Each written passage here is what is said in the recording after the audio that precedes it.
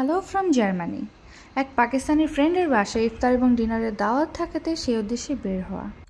সরাসরি প্রথমে চলে গিয়েছি পাম্পে, কারণ আমাদের গাড়িকেও কিছু খাওয়ানো দরকার, এবং এখান থেকেই সুপার মার্কেট। আমাদের ট্রেডিশন অনুযায়ী আমরা কোনো দাওয়াতে গেলে মূলত খালি হাতে যাই না, এটা অশোভনীয় দেখায়।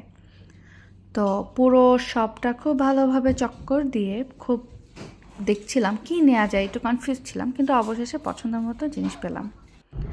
আর কোথাও দাঁড়াদাঁড়িয়ে না, সরাসরি এখন বাসার উদ্দেশ্যে। রাস্তাটা কিন্তু খুব ভালো লাগছিল, কারণ গাছগুলো এখানকার খুব লম্বা লম্বা ছিল, মেঘলা আকাশ, এর মধ্যে রোদ, ওভারঅল ওয়েদারটা চমৎকার। আর এই যে বাসায় চলে আসছি, এই কর্নারটা আমার কাছে বেশ ভালো লেগেছে। মূলত পুরো বাসাটাই খুব সুন্দর করে ডেকোরেশন করা ছিল। কথার মাঝে যতটুকু ক্লিপ নেওয়া সম্ভব হয়েছে আমি নিয়েছি, পুরোটা নেওয়া সম্ভব হয়নি আসলে। আমাদের ইফতারি কিন্তু অলরেডি শুরু হয়ে গিয়েছে।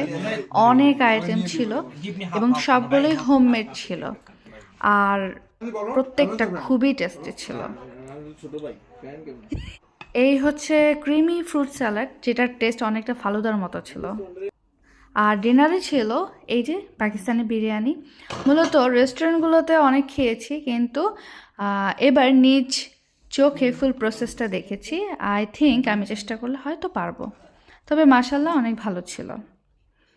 তো খেতে খেতে অনেক গল্প, কিন্তু এখন তো আমাদের বাড়ি ফিরতে হবে।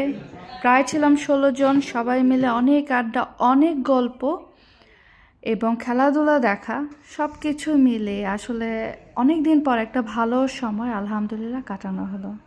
জুস।